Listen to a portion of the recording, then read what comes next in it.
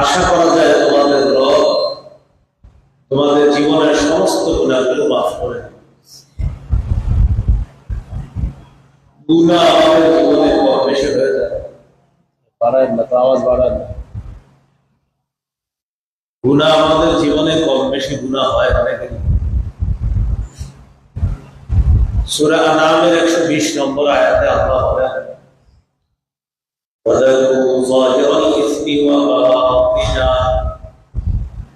তোমরা প্রকাশ্য পাপ গোপন, আরে আওয়াজ বাড়ায় না, আওয়াজ বাড়ায় না, আওয়াজ কমান কমান। ওয়াদারু যাহিরাল ইসমি ওয়া বাতিনা, তোমরা প্রকাশ্য পাপ গোপন পাপ ছেড়ে দাও। সূরা আনআমের 151 নম্বর আয়াতে আল্লাহ বলেন, ولا تقربوا الفواحش ما ظهر منها وما بطن, তোমরা অশ্লীলতার কাছে যেও না, প্রকাশ্য অশ্লীলতা গোপন অশ্লীলতার কাছেও যেও না। তিরমিজির হাদিস 2305 নম্বর হাদিস। আবু হুরায়রা রাদিয়াল্লাহু তাআলা আনহু থেকে বর্ণনা, তিনি বলেন, قال رسول الله صلى الله عليه وسلم من يأخذ عني هؤلاء الكلمات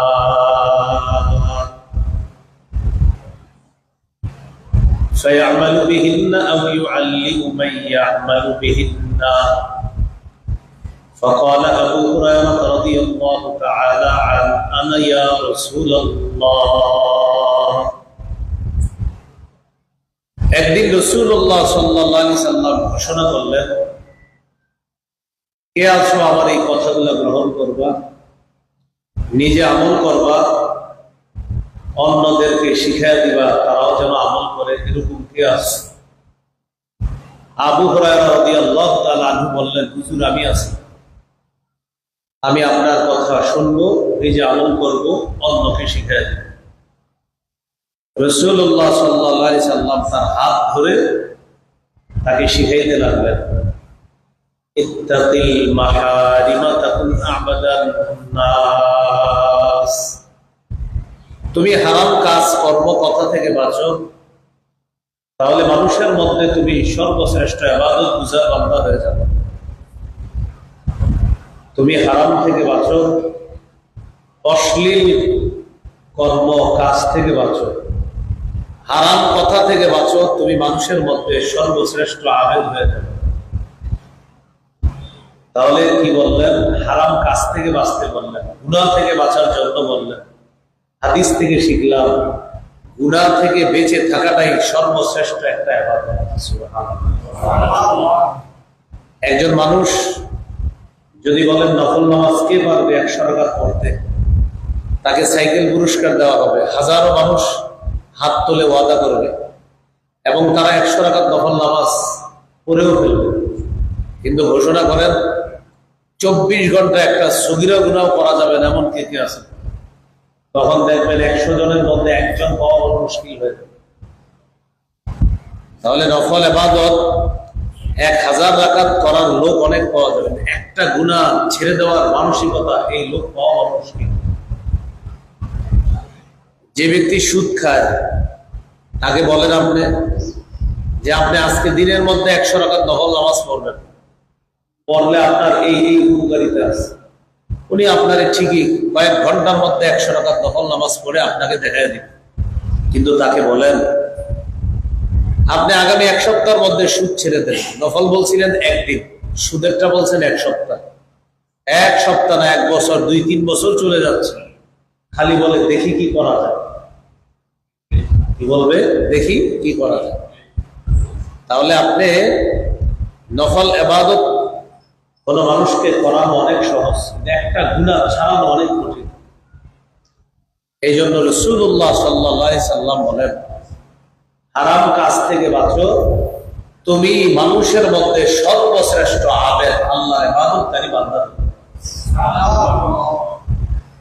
আল্লাহ আমাদেরকে গুনাহমুক্ত জীবন যাপন করার তৌফিক দান করুন। আমিন। তাহলে 1 নাম্বার শিখলাম গুনাহগুলা ছেড়ে দেওয়া। 2 নাম্বার নতুন করে কোনো অশ্লীল কথা কাজের ধারে কাছেও যাওয়া যাবে না। 3 নম্বরে শিখলাম গুনাহ থেকে বেঁচে থাকতে পারাটা শ্রেষ্ঠ আবেদ হওয়ার পরিচয়। আল্লাহ আমাদেরকে পাপ মুক্ত জীবন যাপন করার তৌফিক দান করুন। পাপ থেকে বেঁচে থাকার উপায় অনেকগুলো উপায় আছে, এর মধ্যে 1 নম্বর উপায় খাঁটি তওবা করা। সূরা তাহরিমের 8 নম্বর আয়াতে এই কথাটাই আল্লাহ বলেন, ইয়া আইয়ুহাল্লাযীনা আমানু তুবু ইলাল্লাহি তাওবাতান নাসুহা আসা রাব্বুকুম আন ইউকাফিরা আনকুম সাইয়্যাতিকুম ওয়া ইউদখিলাকুম জান্নাত। হে ঈমানদারগণ, তোমরা আল্লাহর কাছে খাঁটি তওবা করো, একনিষ্ঠ তওবা। আশা করা যায় তোমাদের রব তোমাদের জীবনের সমস্ত গুনাহগুলো মাফ করবেন। ইবনে মাজাহ হাদিসের কিতাব 4250 নম্বর হাদিস। হাদিসের বর্ণনাকারী আব্দুল্লাহ ইবনে মাসউদ রাদিয়াল্লাহু তাআলা তিনি বলেন, عن عبد الله بن مسعود رضي الله تعالى عنه قال قال رسول الله صلى الله عليه وسلم التائب من الذنب كمن لا ذنب له। রাসূলুল্লাহ সাল্লাল্লাহু আলাইহি ওয়াসাল্লাম বলেন, গুনাহ থেকে তওবাকারী ব্যক্তি তার মতো হয়ে যায় যার কোনো গুনাহই নাই। সুবহানাল্লাহ। গুনাহ থেকে তওবাকারী ব্যক্তি কামান তার মতো হয়ে যায় লা যামবা লাহু, যার কোনো গুনাহ। আল্লাহ আমাদেরকে প্রতিনিয়ত বেশি বেশি তওবা করার তৌফিক দান করুন, আমিন। ইবনে মাজাহ হাদিস 4251 নম্বর হাদিস। এই হাদিসের বর্ণনাকারী আনাস ইবনে মালিক রাদিয়াল্লাহু তাআলা عن أنس بن مالك رضي الله تعالى عنه عن النبي صلى الله عليه وسلم قال كل بني آدم خطاء وخير الخطائين التوابون। রাসূলুল্লাহ সাল্লাল্লাহু আলাইহি ওয়াসাল্লাম বলেন, আদম সন্তান সবারই কম বেশি গুনাহ হয়, ভুল হয়। তাদের মাঝে সর্বোত্তম তারা তওবা করে যাবে। নবী বলেন, তোমাদের গুনাহ অনেকের হয়ে যায়, কম বেশি গুনাহ হয়, তোমাদের মধ্যে উত্তম তারা যারা তওবা করে, আমি ওই তওবাকারীদেরকে সর্বোত্তম আদম সন্তান বলে ঘোষণা করব। তাহলে আদম সন্তান আমরা সবাই, আমাদের পাপ হয়েই যায়। নবী বলেন, এই আদম সন্তানের মধ্যে যারা তওবা করবে, ওই আদম সন্তানদেরকে আমি নবী সর্বোত্তম বলে ঘোষণা করব। তাহলে তওবা হলো গুনাহ থেকে বাঁচার একটা উপায়। এখন এই তওবা কতদিন করবেন, কখন পর্যন্ত সুযোগ আছে? ইবনে মাজাহ হাদিস 4253 নম্বর হাদিস। হাদিসের বর্ণনাকারী আব্দুল্লাহ ইবনে আমর রাদিয়াল্লাহু তাআলা আনহুমা তিনি বলেন, عن عبد الله بن عمرو رضي الله تعالى عنهما عن النبي صلى الله عليه وسلم قال إن الله لا يقبل توبة العبد ما لم يغرغر। নিশ্চয়ই আল্লাহ তাআলা বান্দার তওবা কবুল করেন মৃত্যুর আগ পর্যন্ত। সুবহানাল্লাহ। যখন তার মৃত্যুর যন্ত্রণা শুরু হবে, প্রাণ কণ্ঠাগত হওয়ার আগ পর্যন্ত আল্লাহ তাআলা বান্দার তওবা কবুল করেন। তিরমিজির হাদিস 3538 নম্বর হাদিস। এই হাদিসের মধ্যে আছে,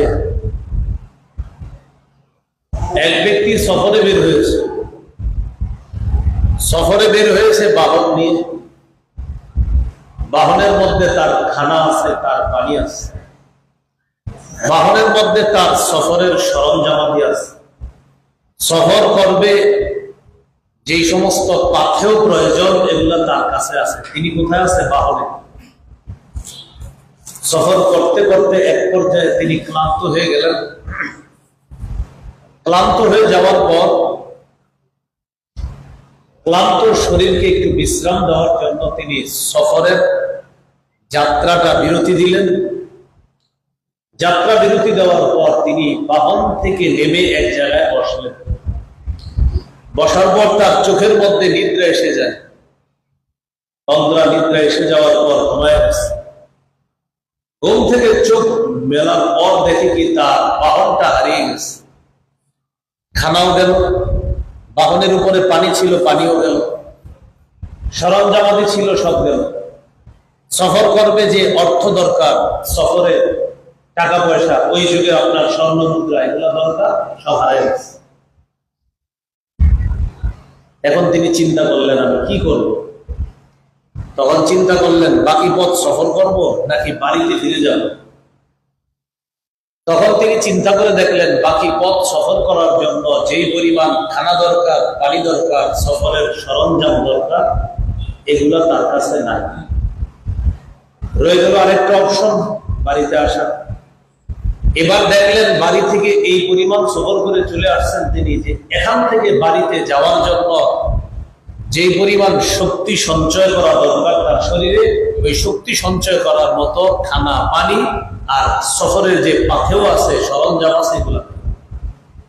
তাহলে দুই দিকেই অবস্থা খারাপ। অবস্থা কোনো উপায় না দেখে তিনি সিদ্ধান্ত নিলেন আমার অভিষ্ট লক্ষ্যে সেখানেও আমি যাব না, যেখানে তিনি সফর করবে ওই উদ্দিষ্ট জায়গায় তিনি যাওয়া সম্ভব না, বাড়ি ফিরে যাওয়া সম্ভব না। তখন চিন্তা করলেন যা হবার আমি এখানেই থাকি, মৃত্যু আসলে এখানে বইরা যাব। এই চিন্তা চেতনায় বৈশা তার ঘুমাইসা গেছে। এখন আর টেনশন নাই। কেন টেনশন নাই? কারণ ওই যে নিয়োগ করছে, বাড়িতেও যাবো না, সেখানেও যাবো না। লম্বা সময় যখন আমার কেউ না পাবে, বুঝবে কোথাও আমি মারা গেছি, শেষ। ওই যুগে তো এটাই ছিল অবস্থা। এই কথা চিন্তা করার পর উনি আবার ওখানে বসে গেলেন। বসে যাওয়ার পর চোখে ঘুম আসছে। চোখ খুলছে, খোলার পর দেখে তার হারিয়ে যাওয়া বাহন, খানা, পানি, সফরের সরঞ্জাম সহ ওই বাহনটা তার সামনে উপস্থিত হয়। লোকটা এত পরিমাণ খুশি। রাসূলুল্লাহ সাল্লাল্লাহু আলাইহি ওয়াসাল্লাম বলেন বিশিদ্দাতিল ফারহি, খুশির অতিশয্যে তিনি আল্লাহকে বলতে লাগলেন আল্লাহুম্মা আনতা আবদি ওয়া আনা রাব্বুকা। আল্লাহ আপনি আমার বান্দা, আমি আপনার রব। আসলে ঠিক নাই, উনি খুশির কারণে যে মুখ দিয়ে কি বলছে এটা উনি জানেন। মাঝে মাঝে দেখবেন আপনাদের এমন হয়ে যায় খুশির কারণে, তখন আপনার কি বললি ভাই, খুশির কারণে যে কি বললাম মুখ দিয়ে বুঝতে পারি না, এরকম হয়ে যায়। অনেক সময় মানুষ দেখবেন খুশির কারণে এমন এমন কর্ম ঘটায় ফেলে, পরে ওনার ঠিক আছে কি করলাম, পাবে গেছিলাম, কি যে করছি মনে নেই। রাসূল সাল্লাল্লাহু আলাইহি সাল্লাম বলেন লোকটা এত খুশি, খুশির অতিশয্যে আল্লাহকে বলে ফেলছে আল্লাহ বলতো আর কি এরকম, আল্লাহ আপনি আমার রব, আমি আপনার বান্দা। এটা না বলে বলতেছে আল্লাহ আপনি আমার বান্দা, আমি আপনার রব। রাসূলুল্লাহ সাল্লাল্লাহু আলাইহি সাল্লাম বলেন লাল্লাহু আফরাহু আশাদ্দু ফারহা ওয়া ফি রিওয়ায়াতিন লাল্লাহু আশাদ্দু ফারহান বিতাওবাতি আহাদিকুম মিন আহাদিকুম বিদাল্লাতিহি ইযা ওয়াজাদাহা। তোমাদের কেউ হারিয়ে যাওয়া বাহন ফিরে পাওয়ার পর যে পরিমাণ খুশি হয়, খুশির প্রকাশ করতে গিয়ে যেমন তার দিক বিদিক কোনো ঠিক থাকে না, একটা বান্দা তওবা করলে ওই ব্যক্তি যে পরিমাণ খুশি হয় তার চেয়ে কোটি গুণ বেশি তোমার রব খুশি। এই জন্য তওবা করা কবে? এখনই। তওবা করা কবে? এখনই। একটু পরে না, যখন সুযোগ পান তখন। একটু পরে এমনটা না, ভাই তওবা করেন বাস এখনই। কখন? পরে করবেন, 10 দিন পরে না, এখন আমাদের মাঝে একটা মানসিকতা আছে যে হুজুর ডাইকা তওবা করার লাগে। কি ডাইকা? হুজুর আস্তে আস্তে যে আপনি বেঁচে থাকবেন এটা গ্যারান্টি। হুজুরে ডাকে, ডাকার ইমাম সাহেবরে ডাকে, ডাকার পর তখন কয় হুজুর আমার আব্বারে তওবা করান। আরে ইমাম সাহেব যেতে যেতে আপনার আব্বা বাঁচবে কিনা এটা কে জানে? তওবার জন্য কারো অপেক্ষা করা লাগবে না। ইমাম সাহেব আইসা কিছু বলতে হবে না, মনে মনে খালি গুনাহের ব্যাপারে অনুতপ্ত হবেন, এটাও আল্লাহ তওবা হিসাবে কবুল করবেন। কাজগুলো ঠিক করি না, এটা আছে মনের মধ্যে আছে। আল্লাহ আমাদেরকে বেশি বেশি তওবা করার তৌফিক দান করুন। সহিহ মুসলিমের বর্ণনা, قال رسول الله صلى الله عليه وسلم إن الله يبسط يده بالليل ليتوب مسيء النهار ويبسط يده بالنهار ليتوب مسيء الليل। রাসূলুল্লাহ সাল্লাল্লাহু আলাইহি ওয়াসাল্লাম বলেন, আল্লাহ তাআলা রাতের বেলা ক্ষমার হাত প্রসারিত করে দেন দিনের পাপীদের তওবা কবুল করার জন্য। দিনের বেলা ক্ষমার হাত প্রসারিত করেন রাতের পাপীদের তওবা কবুল করার জন্য। এবার পুরো হাদিসটা মিলাম, আল্লাহ 24 ঘন্টা বান্দার তওবা কবুল করতে চান। হুজুর কখন তওবা করব? এখন। হুজুর এখন কেন? আল্লাহ তোমারে এখনই মাফ করতে চায়। একটু মনে করি তখনও চায়, কালকে করি তখনও চায়। আচ্ছা আল্লাহ কখন চায়? 24 ঘন্টায় তোমাকে মাফ করতে চায়। এই হলো আল্লাহর কাছে তওবা করার, যখনই করবেন তখনই রব আপনাকে ক্ষমা করার জন্য আল্লাহ চান যে আপনাকে ক্ষমা করবেন। আল্লাহ চান আপনি আল্লাহর কাছে তওবা করবেন। আল্লাহ আমাদেরকে তওবা করার তৌফিক দান করেন। তওবার 4টি শর্ত আছে, শর্তগুলো একটু মনে রাখবেন। 1 নাম্বার শর্ত অতীতের গুনাহ থেকে ফিরে আসা। 2 নাম্বার শর্ত অতীতের গুনাহের উপর অনুতপ্ত হওয়া। ইবনে মাজার হাদিস 4252 নম্বর হাদিস। এই হাদিসে আছে আন-নাদামু আত-তাওবা, গুনাহের ব্যাপারে অনুতপ্ত হওয়াটাই তওবা। কোন বান্দা গুনাহের উপর অনুতপ্ত হয়, বসে বসে আপনি মসজিদে এসে বুঝে রয়েছেন চিন্তা, ছি ছি কি করলাম, এগুলো আমার জীবনে না নাই, উচিত হয়নি, একা একা চিন্তা করতেছে। এই যে অনুতপ্ত হইতেছেন, আল্লাহ কি করলাম, অনুতপ্ত শুধু হলেন, আল্লাহ আপনার অনুতপ্ত হওয়াটাই তওবা হিসাবে করুন। 1 নাম্বার গুনাহ থেকে ফিরে আসা, 2 নাম্বার অনুতপ্ত হওয়া, 3 নাম্বার আল আজমু বিল জাজম, দৃঢ় প্রতিজ্ঞা করা ভবিষ্যতে আর গুনাহ না করা। 4 নাম্বার, এটা গুরুত্বপূর্ণ, আমার আপনার অধীনে যদি কোনো বান্দার হক থেকে থাকে এই হক আদায় করে, এটা গুরুত্বপূর্ণ, এটা আল্লাহ মাফ করবে। যেমন কোন ব্যক্তি আরেক ব্যক্তি থেকে সুদে টাকা নিছে 100 টাকা, এখন মূলত পাওনা কত টাকা বলেন তো? 100। মূল কত টাকা পাওনা? 100। সুদ হলো 10 টাকা। কত টাকা? 10। তাহলে মূল টাকা 100, সুদ হলো 10। এখন আপনি যার কাছ থেকে 10 টাকা সুদে নিছেন, এই 10 টাকার মালিক কিন্তু আপনি না।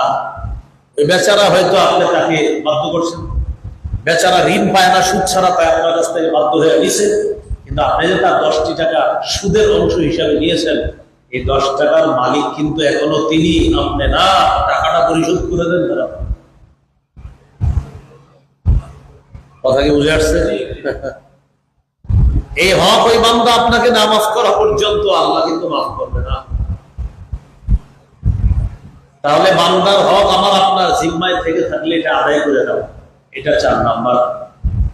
1 নাম্বার গুনাহ থেকে ফিরে আসা, 2 নাম্বার গুনাহের উপর অনুতপ্ত হওয়া, 3 নাম্বার দৃঢ় প্রতিজ্ঞা করা ভবিষ্যতে গুনাহ করব না, 4 নাম্বার জিম্মায় কোনো বান্দার হক থেকে থাকলে এই হকটা আদায় করে দাও।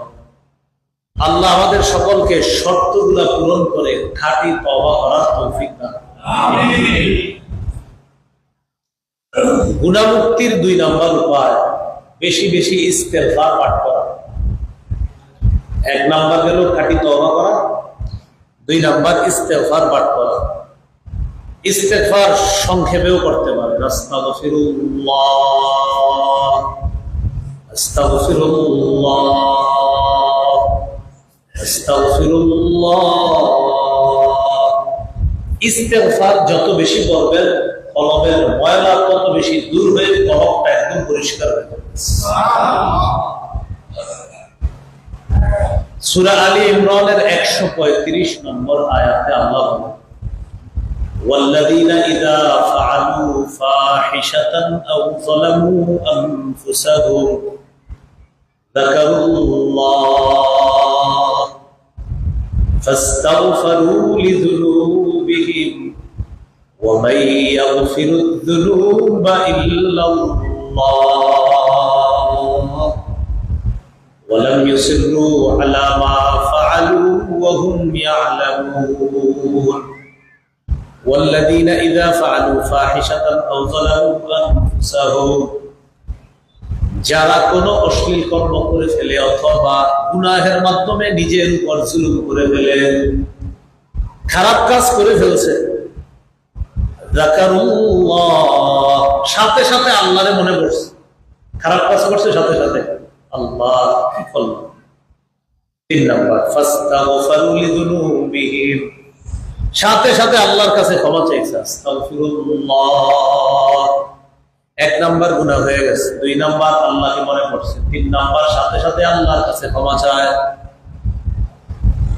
ওয়া মান ইয়াগফিরুয যুনুবা ইল্লাল্লাহ, আল্লাহ বলেন আমি আল্লাহ ছাড়া গুনাহ মাফ করার আছে যে। সুবহানাল্লাহ।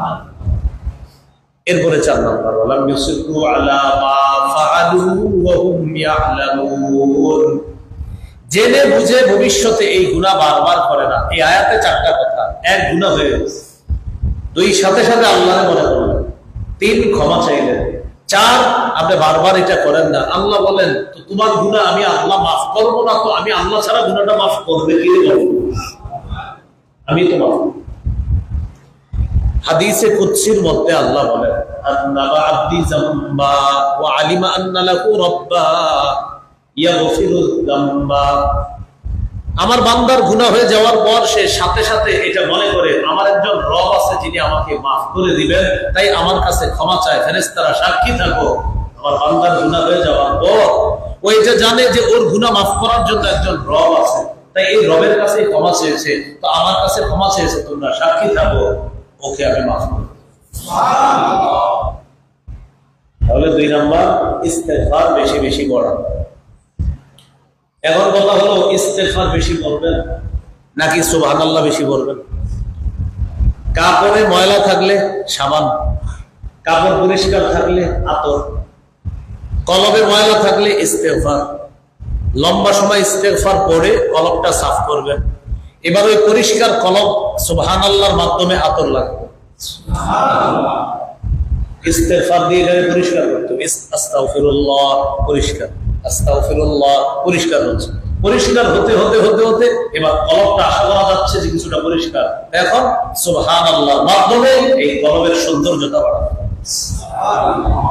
তাহলে ইস্তেগফারে কলব পরিষ্কার হবে, সুবহানাল্লাহ কলবের সৌন্দর্যতা বাড়বে, সাবানে ময়লা দূর হবে, আর আতরে এটা গ্রাম চারদিকে ছড়িয়ে দেবে। আল্লাহ আমাদেরকে বোঝার তৌফিক দান করুন। আমিন। আল্লাহ তাআলা পবিত্র কোরআনে বলেন, ইস্তাগফিরু রাব্বাকুম ইন্নাহু কানা গফফারা, তোমরা তোমাদের রবের কাছে ইস্তেগফার পাঠ করো, ক্ষমা প্রার্থনা করো, ইন্নাহু কানা গফফারা, তিনি তোমাদের গুনাহগুলো অধিক ক্ষমাশীল। সুবহানাল্লাহ, গফফারা, তিনি অধিক ক্ষমাশীল। অন্য আয়াতে আছে, ওয়া ইন্নী লাগফফারুল লিমান তাবা, যারা তওবা করে নিশ্চয়ই আমি আল্লাহ তাদের গুনাহগুলা অধিক ক্ষমাশীল। যারা তওবা করে তাদের গুনাহগুলা আমি অধিক ক্ষমাশীল, গফফার, অধিক পরিমাণ ক্ষমাশীল। তাহলে ইস্তেগফার পাঠ করলে গুনাহ মাফ হয়। এখন বৃষ্টি দরকার, কৃষকদের বৃষ্টি হচ্ছে না, তা আল্লাহ বলেন, ইউরসিলিস সামাআ আলাইকুম মিদরারা, কৃষকদেরকে বলেন ফরজ নামাজগুলা ছাড়বা না, সুন্নতগুলা ছাড়বা না, ওয়াজিবগুলা ছাড়বা না, ফরজ সুন্নত ওয়াজিব এগুলো আদায় করার পাশাপাশি ইস্তেগফারের আমল বাড়ায় দাও। আল্লাহ তাআলা বলেন ইস্তেগফারের মাধ্যমে আসমান থেকে মুষলধারে বৃষ্টি আল্লাহ পাঠায় দিবেন। ইউরসিলিস সামা আলাইকুম মিদরা, ইস্তেগফার করো, আমি আল্লাহর ওয়াদা আসমান থেকে মুষলধারে রহমতের বৃষ্টি আমি আল্লাহ পাঠাই। 3 নাম্বার ওয়ায়ুমদিদকুম বিআমওয়াল, হালাল টাকা পয়সা দরকার, হালাল অর্থের দরকার, ইস্তেগফার করো, আমি আল্লাহ ওয়াদা করলাম টাকা পয়সা দিয়ে তোমাকে সাহায্য করব। দোকানে বসে রয়েছেন, হালাল ব্যবসার মাধ্যমে আল্লাহ যেন আপনারই কিছু টাকা পয়সা দেয়, ছেলেটারে পড়াবেন, মেয়েটারে পড়াবেন, ঘরের জন্য হালাল টাকায় কিছু চাল ডাল কিনবেন, এই জন্য একটা ব্যবসা দিয়েছেন। কাস্টমার নাই, হঠাৎ বসে বসে পড়েন আস্তাগফিরুল্লাহ আস্তাগফিরুল্লাহ আস্তাগফিরুল্লাহ, আল্লাহর ওয়াদা ওয়ায়ুমদিদকুম বিআমওয়াল, ইস্তেগফার করো, তোমাদেরকে আল্লাহ সম্পদ দ্বারা সাহায্য করবেন। 4 নাম্বার ওয়াবানিনা, যাদের সন্তান হয় না, বিয়ে করছে 10 বছর সন্তান হয় না, দম্পতিকে বলেন আস্তাগফিরুল্লাহ, নামাজ তো পড়বে, অন্যান্য ইবাদতগুলোর পাশাপাশি স্বামী স্ত্রীকে বলেন ইস্তেগফারের আমল বাড়ায় দাও, এই নিয়তে যেন সন্তান দেয়। আল্লাহ বলেন ওয়াবানিনা, আমার ওয়াদা আমি সন্তান দিয়ে তোমাকে সাহায্য করব। সুবহানাল্লাহ। 5 নাম্বার ওয়াজআল লাকুম জান্নাত, বাগান দরকার আপনার। আগে আপনি পেঁপে গাছ লাগাইলে অনেক পেঁপে হইতো, ইদানিং হয় না। আগে ঘরের চালে আপনার সিম এই পরিমাণ হইতো, শীতকালে আপনার আর সবজি কিনতে হতো না, এই পরিমাণ লাউ হতো, 50-60টা লাউ আপনার ঘরের চালে হয়ে যেত। এখন 10টা 5টা হয় না, বেবরকতির লক্ষণ দেখা যাচ্ছে। ইস্তেগফারের আমল বাড়ায় দেন। ওয়াজআল লাকুম জান্নাত, আমি তোমাদেরকে ফলের বাগান, ফুলের বাগান, ক্ষেত খামার দ্বারা সাহায্য করার ওয়াদা করি। 6 নাম্বার ওয়াজআল লাকুম আনহারা, খেতে পানি দরকার, খাল বিল নদী নালা দ্বারা আমি আল্লাহ তোমাদেরকে সাহায্য করব। এখানে ইস্তেগফারের 6টা কথা আল্লাহ বলেছে। 12 নাম্বার পারায় আছে, ওখানে আরেকটা বলেছে ইস্তাগফিরু রাব্বাকুম সুম্মা তুবু ইলাইহি ইয়াজিদকুম কুওয়াতান ইলা কুওয়াতিকুম। কাজ করতে করতে আপনি ক্লান্ত হয়ে গেলেন, এবার সামান্য সময় ইস্তেগফার পাঠ করেন, আস্তাগফিরুল্লাহ আস্তাগফিরুল্লাহ আস্তাগফিরুল্লাহ। আল্লাহ বলেন ইস্তেগফারের আমল বাড়ায় দাও, তোমার শরীরে যে পরিমাণ শক্তি আছে আমি আল্লাহ এই শক্তির সাথে আরো শক্তি সঞ্চয় করে দিব। এ কোরআনের কথা, ইস্তেগফারে শক্তি বাড়ে, কোরআনের কথা। হাঁটতে হাঁটতে ক্লান্ত হয়ে গেছে, এখন বাকি পথ যাবেন, অটো পাচ্ছেন না, রিক্সা পাচ্ছেন না, পকেটে 2-3 লাখ টাকা আছে, থাকলেও এই মুহূর্তে গাড়ি পাইতেছেন না, না রিক্সা না অটো না প্রাইভেট কার, কিচ্ছু পাইতেছে না, রাত 1টা-1.5টা বেজে গেছে। এখন আপনার উপায় নেই, হাইটেই যেতে হবে 2 মাইল 2.5 মাইল। কি করবেন? বুদ্ধি করে প্রথমে কতক্ষণ ইস্তেগফার করবেন, 100-150 বার এই নিয়তে বলবেন আল্লাহ আমি এখন 1 কিলোমিটার 1.5 কিলোমিটার হাঁটবো, এই হাঁটতে গেলে আমার শক্তির খরচ হবে, আল্লাহ আমি ইস্তেগফার করতেছি। আপনার কোরআনের ওয়াদা, এক জাতিকে আপনি ইস্তেগফারের দ্বারা শক্তি সঞ্চয় করার ওয়াদা করছেন। আল্লাহ আমি কোরআনের এই বিষয়টা জেনেছি, আলেমদের মুখে জেনেছি ইস্তেগফার করলে শক্তি বাড়ে, আমি আমার শক্তি সঞ্চয় করে নিলাম, এবার আমি 1-1.5 কিলোমিটার হাঁটা শুরু করলাম। এরপরে আপনি হাঁটবেন, যে শক্তিটা খরচ হবে ইস্তেগফারের কারণে ওই শক্তি আল্লাহ আপনার শরীরে সঞ্চয় করবে।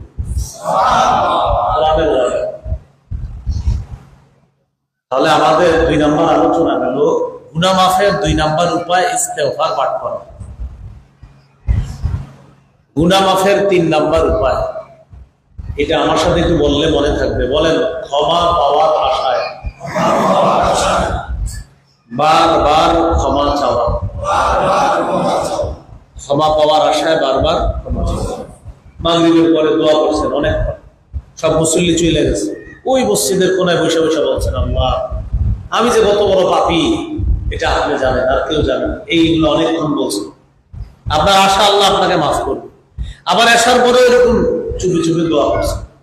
আবার আপনি এরকম টাইম পাইলে আল্লাহরে দোয়া করেন, আল্লাহ আমি যে কি অপরাধ করি এটা আপনি জানেন, এইভাবে ক্ষমা পাওয়ার আশায় বারবার ক্ষমা চান। তিরমিজির হাদিস 3540 নম্বর হাদিস। এই হাদিসটা হাদিসে কুদসি। আল্লাহ বলেন, ইয়া ইবনা আদম ইন্নাকা মা দাউতানি ওয়া রাজাউতানি গফারতু লাকা আলা মা কানা মিনকা ওয়ালা উবালি। হে আদম সন্তান, তুমি ক্ষমা পাওয়ার আশায় যতবার আমাকে ডাকো, আমার কাছে ক্ষমা চাও, আমি ততবার তোমাকে ক্ষমা করব। ক্ষমা পাওয়ার আশায় তুমি যতবার আমার কাছে ক্ষমা চাও, আমি ততবার তোমাকে ক্ষমা করে দেব। ইয়া ইবনা আদম লাউ বালাগাত যুনুবুকা আনাস সামা সুম্মা আস্তাগফারতানি গফারতু লাকা। তোমার গুনাহ যদি আকাশের চূড়ায় গিয়ে পৌঁছে যায়, আর যদি আমি আল্লাহর কাছে তুমি ক্ষমা পাওয়ার আশায় ক্ষমা চাও, আকাশের চূড়া পরিমাণ গুনাহ আমি আল্লাহ মাফ করে দেই। ইয়া ইবনা আদম ইন্নাকা লাউ আতাইতানি বিকুরাবিল আরদি খাতায়া সুম্মা লাকিতানি লা তুশরিকু বি শাইআ। দুনিয়ার রাশি রাশি বালু পরিমাণ গুনাহ নিয়ে যদি আমার কাছে আসো, আর যদি দেখি তোমার গুনাহের মধ্যে শিরিক নাই, গুনাহ অনেক কিন্তু শিরিক নাই, আর ওই যে 4টা শর্ত, গুনাহ থেকে ফিরে আসা, আগে যে 4টা শর্ত বলা হয়েছে, গুনাহ থেকে ফিরে আসা, গুনাহের উপর অনুতপ্ত হওয়া, ভবিষ্যতে না করার অঙ্গীকার করা, আর বান্দার হক জিম্মায় থাকলে আদায় করে দেওয়া, এই 4 শর্তে আপনি আল্লাহর কাছে দোয়া করছেন। আল্লাহ তাআলা বলেন, আমি তোমার এই রাশি রাশি বালু পরিমাণ গুনাহগুলা রাশি রাশি বালু পরিমাণ ক্ষমা দিয়ে ক্ষমা করব। সুবহানাল্লাহ। আল্লাহ আমাদেরকে বারবার আল্লাহর কাছে ক্ষমা পাওয়ার আশায় যেন আমরা ক্ষমা চাইতে পারি, ক্ষমা পাইতে পারি, আল্লাহ তৌফিক দান করুন। আমিন। 4 নাম্বার, সর্বক্ষেত্রে রাসূলুল্লাহ সাল্লাল্লাহু আলাইহি সাল্লামের আদর্শ বাস্তবায়ন করা। ব্যক্তি জীবনে, পারিবারিক জীবনে, সামাজিক জীবনে, অর্থনৈতিক জীবন, রাষ্ট্রীয় জীবন, আন্তর্জাতিক জীবন, সব ক্ষেত্রে নবীর আদর্শ বাস্তবায়ন করলে আল্লাহ আপনার জীবনের সব গুনাহ মাফ করে দিবেন। আপনি নিজে সুন্নত পালন করেন, পরিবারকে বলেন। আপনি মেসওয়াক করেন, পরিবারকে বলেন। আপনি ঘরে যাওয়া, বাহির হওয়া, বাথরুমে ঢুকা, বাহির হওয়া, মসজিদে প্রবেশ করা, বাহির হওয়া, সব সুন্নতগুলো পালন করেন। আপনি এই কথাগুলো সমাজকেও বলেন, পরিবারকেও বলেন। এই রাষ্ট্রে যেন ইসলামী হুকুমত কায়েম হয়ে যায়, এই জন্য আপনি চেষ্টাও করেন। এই রাষ্ট্রে যেন একজন আদর্শ পুরুষ শাসক আল্লাহ দিয়ে দেয়, এই জন্য আপনি চেষ্টা অব্যাহত রাখতেছেন। এখন আপনি একদিক দিয়ে কিছু সুন্নত পালন করেন, আর মনে মনে চান আগামীতে আরেকজন নারী আমাদের দেশে ক্ষমতায় বসুক, তাহলে আপনি আল্লাহ রাসূলের আদর্শ বাস্তবায়ন করতে পারেননি, করেননি। এই জন্য মনে রাখতে হবে, আবারও যদি কেউ বোকার মতো মাথায় এই নিয়ত রেখে বসে থাকেন, মনে এই নিয়ত রাখেন, আর মাথার মধ্যে খালি এটা ঘুরান যে যাই বলুক আমি চুপে চুপে এখনো আশাবাদী অমুক নারী আবার ক্ষমতায় আসুক। কোন নারীকে যদি আবার ক্ষমতায় বসাতে চান, সমস্যা নেই, আপনি একটা পোস্টার বানাইবেন, আগামীতে আবারও নারী শাসক চাই, কারণ আমি বলদের মতো সারা জীবন হতভাগা থাকতে চাই, লিখে এইভাবে বিলি করবেন। রাসূলুল্লাহ সাল্লাল্লাহু আলাইহি ওয়াসাল্লাম বলেছেন, লা ইউফলিহা কওমুন ওয়াল্লাহু আমরাহুম ইমরাআ। ওই জাতি কিছুতেই সফল হবে না যে জাতি তাদের নেতৃত্বে কোন নারীকে বসায়। এই জন্য আপনি মনে রাখতে হবে, যারা বিভিন্ন দেশকে নাড়ায়, বিভিন্ন দেশে নারী বসাইতে চায়, তাদের একজনও নারী নেই। এই পর্যন্ত 47 জন প্রেসিডেন্ট আমেরিকা পরিবর্তন হলো, একজনও মহিলা হইল না। একজনও কি হয় নাই? কেন? 47 জনের মধ্যে একজনও মহিলা হইল না, যারা সারা দুনিয়ারে এই কথা খাওয়াইছে, নারী অধিকার চাই, নারী অধিকার চাই, কথাটা সারা দুনিয়ারে যারা খাওয়াইলো, তারা একজনও মহিলা প্রেসিডেন্ট বানাইল। যারা নারীদেরকে রাস্তায় নামাইতেছে, যারা বিভিন্ন গুনাহের কথা বইলা নারীদেরকে রাস্তা নামাইতেছে, তারা একজনও কি বসায় নাই? কারণ জানে যে আমরা বলদের মতো পিছিয়ে যাইতে চাই না, এই জন্য নারী বসায়। তাহলে কি করতে চায়? অন্যদেরকে বলদ বানায় রাখতে চায়, এটাও তাদের। আল্লাহ আমাদেরকে বোঝার তৌফিক দান করেন। আমিন। তো সর্বক্ষেত্রে রাসূল সাল্লাল্লাহু আলাইহি সাল্লামের আদর্শ বাস্তবায়ন করা, এটা মনে রাখতে হবে। সূরা আলী ইমরানের 31 নম্বর আয়াতে আল্লাহ বলেন, কুল ইন কুনতুম তুহিব্বুনাল্লাহ ফাত্তাবিউনি ইউহিব্বুকুমুল্লাহ ওয়া ইয়াগফির লাকুম যুনুবাকুম ওয়াল্লাহু গফুরুর রহিম। আল্লাহ বলেন, নবী আপনি বলেন, যদি তোমরা আল্লাহকে ভালোবাসো তাহলে আমার অনুসরণ করো। যদি আমার অনুসরণ করো, আল্লাহ তোমাদেরকে ভালোবাসবেন, তোমাদের জীবনের সমস্ত গুনাহগুলো মাফ করে দিবেন। এইগুলো রাষ্ট্রীয় ভাবেও আল্লাহ রাসূলের আদর্শ বাস্তবায়ন করার চেষ্টা করা। আন্তর্জাতিক পরিমণ্ডল, যেমন ফিলিস্তিন, এই ফিলিস্তিন ইস্যু, এটা একদিনের জন্য আলাপ বন্ধ করা যাবে। যতদিন পর্যন্ত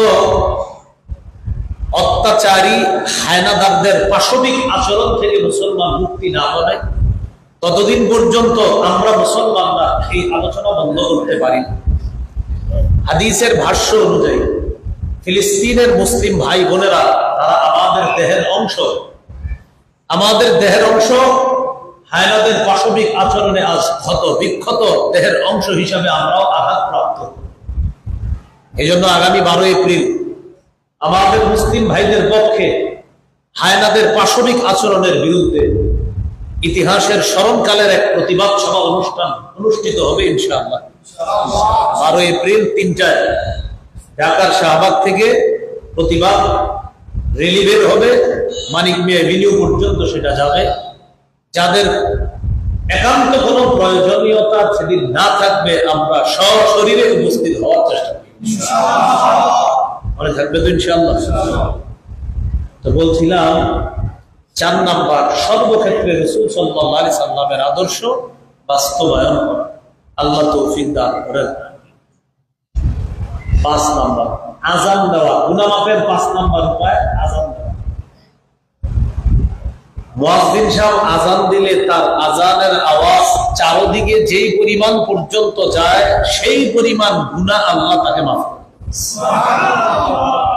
এই জন্য সবাই মুয়াজ্জিন হয়ে যাবে, মানে বিশুদ্ধ উচ্চারণে আযান শিখবেন। শিখে মাঝে মাঝে মসজিদে এসে মুয়াজ্জিন সাহেবরা বলবেন, অনেক সওয়াব কামাইছেন, এবার আমগরে একটু সুযোগ দিন। আবু দাউদের 515 নম্বর হাদিস, قال رسول الله صلى الله عليه وسلم المؤذن يغفر له مدى صوته ويشهد له كل رطب ويابس। মুয়াজ্জিনের আযানের আওয়াজ যেই পরিমাণ দূরে যায়, এই পরিমাণ পর্যন্ত তাকে ক্ষমা করে দেওয়া। চারপাশে আল্লাহর যত ভিজা সৃষ্টি আছে আর শুকনা সৃষ্টি আছে, যাদের সামনে দিয়ে মুয়াজ্জিনের আযানের আওয়াজটা যাবে, এই ভিজা সৃষ্টি শুকনা সৃষ্টি কিয়ামতের ময়দানে মুয়াজ্জিনের পক্ষে আল্লাহর কাছে সাক্ষী। এই হলো 5 নাম্বার। আপনাদের এসি কি এভাবে বন্ধ থাকার জন্যই না? ও আচ্ছা আচ্ছা, ঠিক আছে। আমি আইসা এসি দেখলাম, দেখি বন্ধ। ঠিক আছে, এই হলো 5 নাম্বার, গুনাহ মাফের উপায় আযান দেওয়া। এটা হলো কয় নাম্বার উপায়? 5 নাম্বার। গুনাহ মাফের 6 নাম্বার উপায় 2 রাকাত নামাজ পড়া। এই ইবাদতটা করতে দেরি করবেন না। আপনাদেরকে আমি বলবো, আজকে এশার নামাজ পড়ার পরে অথবা এশার নামাজের আগে মসজিদে যখন অপেক্ষা করবেন, নামাজের 2 রাকাত নামাজ এই নিয়তে পড়েন। কাউরে বলা দরকার নাই, আল্লাহ আমার জীবনে গুনাহ কম নাই, সেই গুনাহ মাফের জন্য 2 রাকাত নামাজ পড়তেছি। আমাদের সমাজের একটা অভ্যাস হলো, আমরা মাহফিলের মধ্যে ওয়াজ শুনি না, সুবহানাল্লাহ, আলহামদুলিল্লাহ, নাউজুবিল্লাহ পড়ি। 1 বছর পরে যদি জিজ্ঞাসা করা হয় সুবহানাল্লাহ যেই কারণে বললেন, আমলটা করছেন? এখনো শুরু করিনি। যেমন আমি যদি সুদের ওয়াজ করি, প্রত্যেকটা ওয়াজে আপনারা বলবেন নাউজুবিল্লাহ, নাউজুবিল্লাহ, নাউজুবিল্লাহ। 1 বছর পর দেখা হয়েছে, ভাই নাউজুবিল্লাহ তো আপনি আমার সামনে বসে পড়ছেন বারবার, সুদ ছাড়ছেন নি? এখনো সারি নাই, চেষ্টা করতেছে। قال رسول الله صلى الله عليه وسلم من صلى العشاء في جماعة فكأنما قام نصف الليل রাসূলুল্লাহ সাল্লাল্লাহু আলাইহি সাল্লাম বলেন, যে ব্যক্তি এশার নামাজ জামাতে পড়ে পড়ার পর যদি সে ঘুমায়া থাকে, অর্ধেক রাত দাঁড়ায়া ইবাদত করলে যে সওয়াব এশা জামাতে পড়ে ঘুমায়া থাকলেও পেয়েছে। সুবহানাল্লাহ। ومن صلى الغداة في جماعة فكأنما صلى الليل كله কোন ব্যক্তি যদি ফজরের নামাজ জামাতে পড়ে, সারা রাত ঘুমায়, ঘুম থেকে উঠা ফজর জামাতে পড়ে, ওই ব্যক্তি সারা রাত ঘুমের মধ্যে থেকেও সারা রাত ইবাদত করার সওয়াব আল্লাহ তাকে দিয়ে দেন। এই যে দেখেন সুবহানাল্লাহ বলছেন সবাই। এখন কথা হলো, এই যে হাদিসটা শুনলাম, সুবহানাল্লাহ বললাম, কথা হলো আগামী 7 দিন কয়জন এশার ফজরটা সত্যি সত্যি করবে, এটা হলো মূল বিষয়। সুবহানাল্লাহ বললে জান্নাতে গাছ হয়, ঠিক আছে। আপনি চা দোকানের সামনে বন্ধুদেরকে গিয়ে শোনাইলেন, শোনো এশার নামাজ কেউ জামাতে পড়লে অর্ধেক রাত ইবাদত করার সওয়াব, ফজরের নামাজ জামাতে পড়লে সারা রাত আল্লাহ তাকে নামাজ পড়ার সওয়াব দিবে। তারাও সুবহানাল্লাহ কইরা আপনাদের জিজ্ঞাসা করলো, ঠিক আছে বুঝতে পারলাম, তুমি এশার ফজর করছো নি, এখনো শুরু করিনি, শুরু করি। তাহলে কি শিখলাম ভাই? আমরা যে কারণে সুবহানাল্লাহটা পড়ি আমলটাও করব, যে কারণে আস্তাগফিরুল্লাহটা পড়ি আমলটাও করব, যে কারণে আমরা নাউজুবিল্লাহ পড়ি, যে কাজ অপরাধ শোনার পর নাউজুবিল্লাহ পড়ি, ওই অপরাধটা আমরা ছেড়ে দেওয়ার চেষ্টা করি। আল্লাহ আমাদের সকলকে ওয়াজগুলো কথাগুলো আমলে আনার তৌফিক দান করেন। আমিন। তো বলছিলাম 6 নাম্বার 2 রাকাত নামাজ পড়া। আবু দাউদের 1521 নম্বর হাদিস।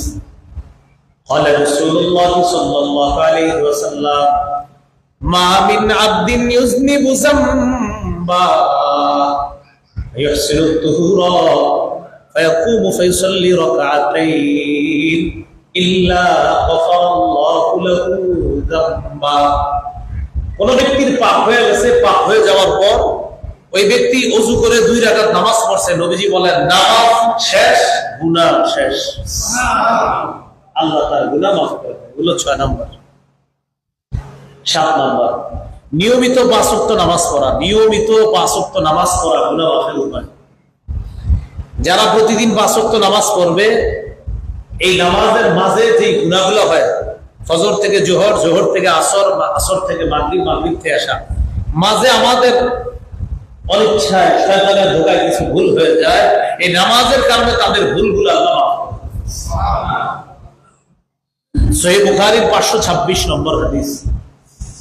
এক ব্যক্তি রাসূলুল্লাহ সাল্লাল্লাহু আলাইহি সাল্লামের কাছে আসছে। আসার পর রাসূলুল্লাহ সাল্লাল্লাহু আলাইহি সাল্লামের কাছে একটা পাপের কথা উল্লেখ করছে। পাপের কথা উল্লেখ করার পর রাসূলুল্লাহ সাল্লাল্লাহু আলাইহি সাল্লামকে এটা জানানোর পর ওই মুহূর্তে আল্লাহ তাআলা সূরা হুদের 114 নম্বর আয়াত নাযিল করেছেন। আয়াতটা কি একটু শুনি আমরা। ওয়া আকিমিস সালাতা তারাফাইন নাহার ওয়া যুলাফাম মিনাল লাইল ইন্নাল হাসানাতি ইউযহিবুনাস সাইয়্যাত ওয়া আকিমিস সালাতা তারাফাইন নাহার। তুমি দিনের 2 প্রান্তে নামাজ কায়েম করো। ওয়া যুলাফাম মিনাল লাইল, রাতের কিছু অংশে নামাজ কায়েম করো। ইন্নাল হাসানাতি ইউযহিবুনাস সাইয়্যাত, আল্লাহ বলেন নিশ্চয়ই পুণ্যের কাজ পাপের কাজকে মিটিয়ে দেয়। আয়াতে পুণ্য দ্বারা উদ্দেশ্য হলো 5 ওয়াক্ত ফরজ নামাজ। নবীজি জানায় দিলেন, তুমি যে পাপের কথা বলছো, আল্লাহ আয়াত নাযিল করছে 5 ওয়াক্ত নামাজ পড়লে এই পাপ আল্লাহ মাফ করে। তিনি বললেন আলিয়া হাজা খাসা, হুজুর এই বিধান কি শুধু আমার জন্যই? নবীজি বললেন না, বাল্লি জামিই উম্মতি, আমার দুনিয়ার সমস্ত উম্মতের জন্যই। তাহলে 7 নাম্বার 5 ওয়াক্ত নামাজ পড়া। 8 নাম্বার জামাতের সাথে নামাজ পড়া। তাহলে 5 নাম্বার আযান দেওয়া, 6 নাম্বার 2 রাকাত নামাজ পড়া, 7 নাম্বার 5 ওয়াক্ত নামাজ পড়া, 8 নাম্বার জামাতের সাথে নামাজ পড়া। সহিহ মুসলিমের হাদিস। এক ব্যক্তি রাসূলুল্লাহ সাল্লাল্লাহু আলাইহি সাল্লামের কাছে এসে বললেন, আকিম আলাইয়া হাদ্দান ইয়া রাসূলুল্লাহ, ইয়া রাসূলুল্লাহ, তাড়াতাড়ি আমাকে শাস্তি দেন, আমি শেষ। কি হয়েছে তোমার?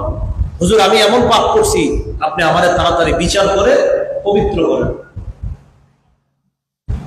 এই কথা বলার পর নামাজের সময় হয়ে গেছে, নামাজে দাঁড়াইলেন, নামাজ পড়াইলেন, জামাত শেষ করলেন। ওই ব্যক্তি বললেন, ইয়া রাসূলুল্লাহ, আমার ব্যাপারটা ওই যে আমি পাপ করছি, তাড়াতাড়ি আমাকে শাস্তি দেন। নবীজি বললেন, আহাদারতাস সালাতা মা'ানা, তুমি কি আমাদের সাথে জামাতে নামাজ পড়ছো? তিনি বললেন, জি, আমি জামাতে নামাজ পড়ছি। ফাকালা রাসূলুল্লাহ সাল্লাল্লাহু আলাইহি ওয়াসাল্লাম, গুফিরাত লাক, জামাতে নামাজ পড়ার কারণে আল্লাহ তাআলা তোমার গুনাহ মাফ করেন। তাহলে কি শিখলাম? 8 নাম্বার জামাতের সাথে নামাজ পড়া গুনাহ মাফের 8 নাম্বার উপায়। 9 নাম্বার উপায়, একটা পাপ হয়ে গেলে সাথে সাথে একটা ভালো কাজ করা। কি বলছি? পাপ করলে না হইলে, হয়ে গেল। অনেক চালাক মানুষ আছে, তারা কি করে জানেন? আপনার এই বয়ান শোনার পরে চিন্তা করে, আজকে থেকে একটা পাপ করবো আর ভালো কাজ করবো। আমি কি বলছি পাপ করলে না, বলছি হইলে। মুসলমান পাপ করতে পারে না, মুসলমানের শয়তানের ধোঁকায় পাপ হয়ে যেতে পারে। মুসলমান পাপ করতে পারে না, যে আল্লাহ বিশ্বাসী, যে আল্লাহর কাছে মাথা নত করছে, তিনি কখনো ইচ্ছা করে পাপ করবে না। এ ভাই, আপনি অপরাধ করছেন? ভাই, আমি ইচ্ছা করে করি নাই, শয়তানের ধোঁকা হয়ে গেছে। আরে ভাই, তুমি এটা কিভাবে করলাম? আসলে এটা করার নিয়ত ছিল না, আমি কেন করলাম? মুসলমানের অবস্থা হবে এটা। মুসলমান কখনো পাপ করতে পারে না, হয়ে গেলে সেটা অনুশোচনা শেষ থাকে না, ছি ছি, আমি এটা কি করলাম। তাহলে কি বললাম? 9 নাম্বার, একটা পাপ হয়ে গেলে একটা ভালো কাজ করা। তিরমিজির হাদিস 1887 নম্বর হাদিস। عن أبي ذر رضي الله تعالى عنه قال قال لي رسول الله صلى الله عليه وسلم يا أبا ذر اتق الله حيثما كنت وأتبع السيئة الحسنة تمحها وخالق الناس بحسن بخلق حسن اتق الله حيثما كنت। আবু যর, তুমি যেখানে থাকো আল্লাহকে ভয় করো। وأتبع السيئة الحسنة تمحها,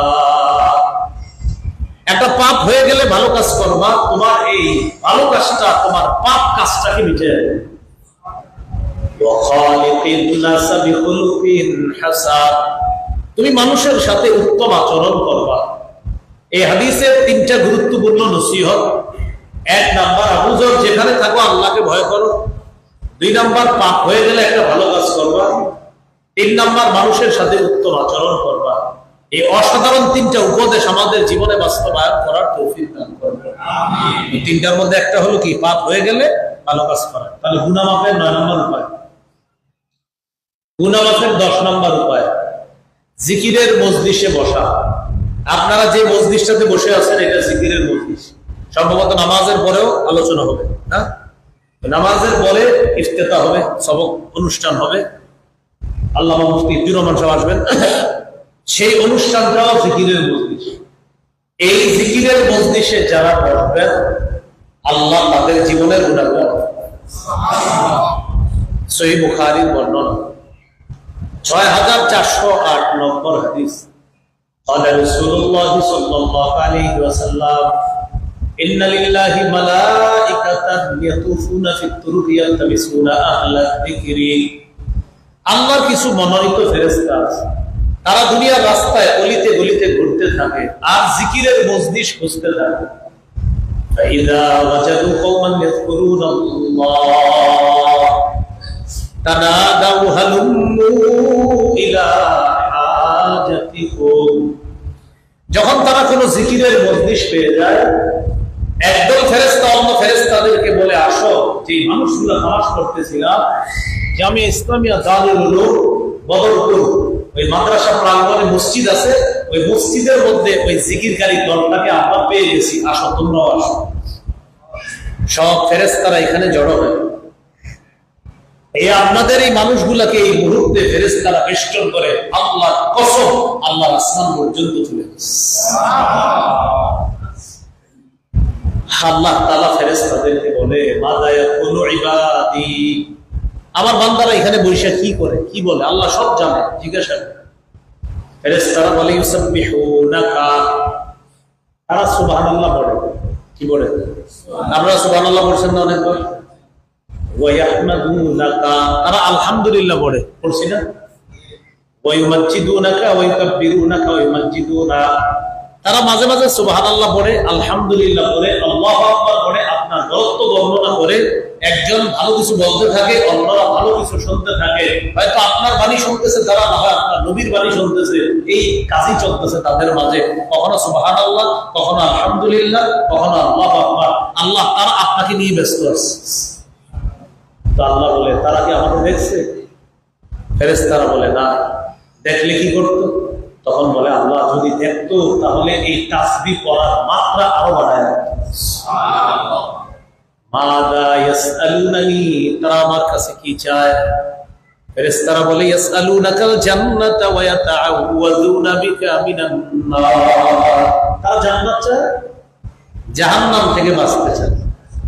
তারা জান্নাত জাহান্নাম দেখছে না? দেখে নাই। দেখলে কি করতো? আল্লাহ জান্নাতে যা রাখছেন এটা দেখলে আরো বেশি বেশি আপনার ইবাদত বাড়ায় দিত। আর জাহান্নামের ভয়াবহতা দেখলে আরো বেশি বেশি আপনার কাছে ক্ষমা চাওয়া বাড়ায় দিত। আল্লাহ তাআলা বলে, আমাকে দেখে নাই বিশ্বাস করলো, জান্নাত জাহান্নাম দেখে নাই, নবী বলছে তাই বিশ্বাস করছে। ইশহাদু আন্নী ক্বাদ গফারতু লাহুম, সাক্ষী থাকো আমি তাদেরকে মাফ করে দিলাম। তাহলে 10 নম্বর উপায় জিকিরের মজলিসে বসা। গুনাহ মাফের সর্বশেষ 11 নম্বর উপায় জিকির করা। 10 নম্বর জিকিরের মজলিসে বসা, 11 নম্বর কি করা? জিকির করা। আপনি জিকির করেন বসে বসে।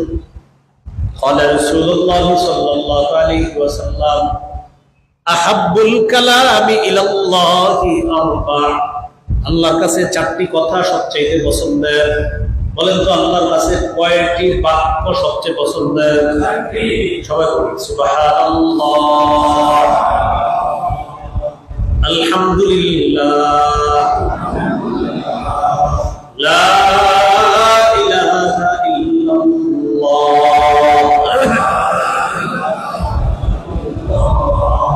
আল্লাহু আকবার,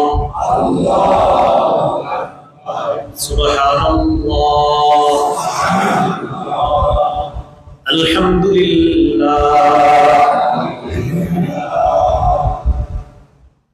লা ইলাহা ইল্লাল্লাহ,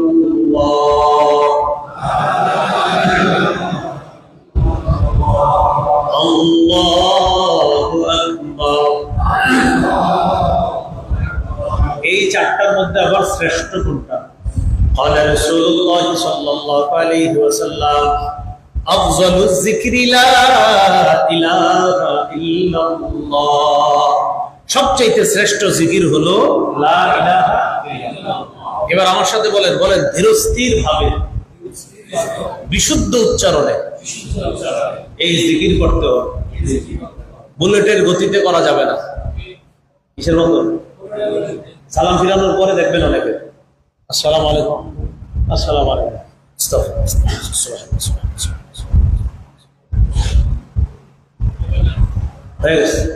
দেখেন তো সুবহানাল্লাহ, সুবহানাল্লাহ, সুবহানাল্লাহ, কয়বার হলো? 3 বার। এর 33 বার প্যাকেজ কমপ্লিট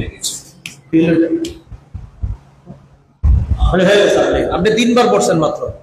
সুবহানাল্লাহ, সুবহানাল্লাহ, সুবহানাল্লাহ, সুবহানাল্লাহ, সুবহানাল্লাহ, সুবহানাল্লাহ। আপনার 6 বার হয়েছে। এর পুরা 3 33 99 শেষ। আর যদি 34 পরে তো 100 বার হয়ে গেল। সঠিক হলো না। আপনি ধীরস্থির ভাবে বিশুদ্ধ উচ্চারণে সুবহানাল্লাহ, আলহামদুলিল্লাহ পড়েন, দেখবেন কি পরিমাণ অন্তরে ভালো লাগা কাজ করে। আল্লাহ আমাদেরকে আমল করার তৌফিক দান করেন। তাহলে বিশুদ্ধ উচ্চারণে, সঠিক উচ্চারণে, বিশুদ্ধ উচ্চারণে জিকির করা আল্লাহ তৌফিক দান করেন।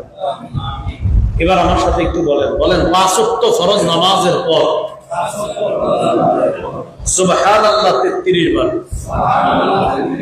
আলহামদুলিল্লাহ 33 বার, আকবার 33 বার,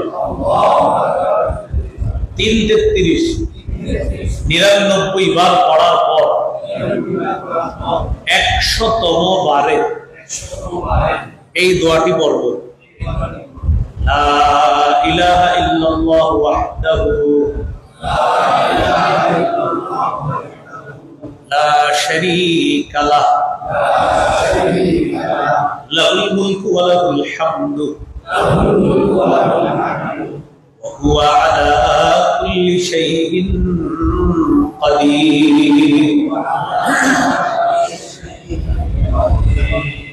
নবীজি বলেন 33 বার সুবহানাল্লাহ, 33 বার আলহামদুলিল্লাহ, 33 বার আল্লাহু আকবার। 99 বার পড়ার পর ওয়াকালা তামামাল মিআতি লা ইলাহা ইল্লাল্লাহ ওয়াহদাহু লা শারীকা লাহু লাহুল মুলকু ওয়া লাহুল হামদু ওয়া হুয়া আলা কুল্লি শাইইন কাদির।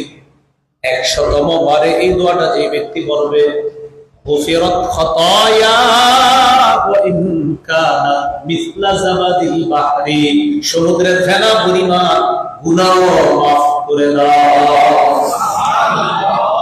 করবেন ইনশাআল্লাহ, ইনশাআল্লাহ।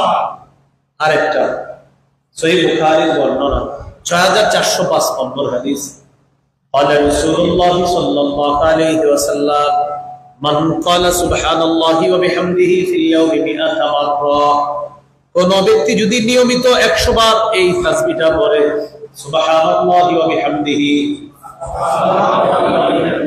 সুবহানাল্লাহি ওয়া বিহামদিহি সুবহানাল্লাহি ওয়া বিহামদিহি, বাস এতটুকুই। কেউ যদি নিয়মিত 100 বার পড়ে, হুত্তাত খাতায়া ওয়া ইন কানাত মিসলা যাবাদিল বাহরি, সমুদ্রের ফেনা পরিমাণ গুনাহ মাফ করে দেয়। সুবহানাল্লাহ। এই হলো 11 নম্বর উপায় জিকির করা। তাহলে গুনাহ মাফের 11টা উপায় জানলাম। 1 নাম্বার খাঁটি তওবা করা, 2 নাম্বার ইস্তেগফার পড়া, 3 নাম্বার ক্ষমা পাওয়ার আশায় বারবার ক্ষমা চাওয়া, 4 নাম্বার সর্বক্ষেত্রে আল্লাহ রাসূল সাল্লাল্লাহু আলাইহি সাল্লামের আদর্শ বাস্তবায়ন করা, 5 নাম্বার আযান দেওয়া, 6 নাম্বার 2 রাকাত নামাজ পড়া।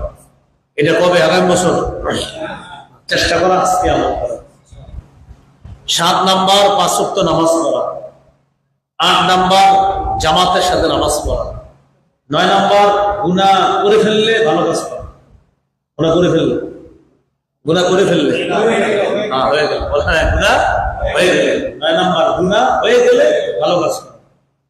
10 নাম্বার জিকিরের মজলিসে বসা, 11 নাম্বার জিকির করা। এই 11টা উপায় অবলম্বন করব। এইভাবে আমরা আল্লাহর কাছ থেকে ক্ষমা চেয়ে নেওয়ার চেষ্টা করব। আল্লাহ তৌফিক দান করেন। আজকের যে গুনাহ মাফের আলোচনাটা, আমার একটা সংকলন আছে মিম্বরের আমানত, যদি কারো সম্ভব হয় এখন এখানে আপনারা গাড়ি থেকে সংগ্রহ করে নিতে পারেন। মিম্বরের আমানতের 9ম খণ্ডের সর্বশেষ আলোচনা সম্ভবত আজকের আলোচনাটা। মিম্বরের আমানতের 9ম খণ্ড, মোট 10 খণ্ডের কিতাব। 1 নম্বর খণ্ডে সন্তানের 64টা অধিকার। এটা আমি বলবো যারা দিবেন আপনি মুখস্থ করবেন, আপনার স্ত্রীকেও মুখস্থ করায় ফেলবেন। 1ম খণ্ডটা সন্তানের 64টা অধিকার, 2য় খণ্ড শিরিক বেদাত, 3য় খণ্ড হালাল হারাম সুদ, 4র্থ খণ্ড স্বামী স্ত্রীর অধিকার, 5ম খণ্ড লা ইলাহা ইল্লাল্লাহর ব্যাখ্যা, 6ষ্ঠ খণ্ড নামাজ, 7ম খণ্ড, 8ম খণ্ড। এই 2 খণ্ডে পাক নাপাকি আর নামাজের মাসালা সম্পর্কে আলোচনা। কিছু মানুষ আছে গরমকালে ইমাম সাহেবরে জ্বালায় আলায়, হুজুর শুধু পানি নিলে হবে না, ঢিলা নিতে হবে, এটা গরমকাল। শীতকালে বলে হুজুর শুধু ঢিলা নিলে হবে না, পানি নিতে হবে। কোন কালে? শীতকালে। এবার পাবলিক বড় চালা, সময় বুঝে প্রশ্ন করে। এই হলো আপনার আলোচনাগুলো 7ম 8ম খণ্ডে পাওয়া যাবে। কি ঢিলা নিবেন না পানি নিবেন, না ঢিলা পানি উভয়টা নিবেন, এই আলোচনা 7ম 8ম। 9ম খণ্ডের আলোচনা হলো রমজানের প্রস্তুতি, যাকাত, রমজান, রমজানের ঈদ, আর রমজান বিদায় নিল গুনাহ মাফ হইল কিনা, এই আলোচনা হলো 9ম খণ্ডে। আজকের আলোচনাটাও 9ম খণ্ডে। 10ম খণ্ডের আলোচনা হলো ঈদের পরে আপনার কি কি করণীয় আগামী কোরবানি পর্যন্ত। কোরবানির যে পশুটা কিনবেন, কালার কি হবে, চোখ কান নাক শিং এগুলো কেমন হবে, এই আলোচনা দশম খণ্ডে। কোরবানির ব্যাপারে প্রায় 120টার বেশি আপনার শুধু গুরুত্বপূর্ণ মাসাইল লেখা আছে। হজের আলোচনা দশম খণ্ডে। মুহররম মাসে অনেকে মনে করে মাইয়া বিয়া দেওয়া যাবে না, কুসংস্কার, এই আলোচনা দশম খণ্ডে।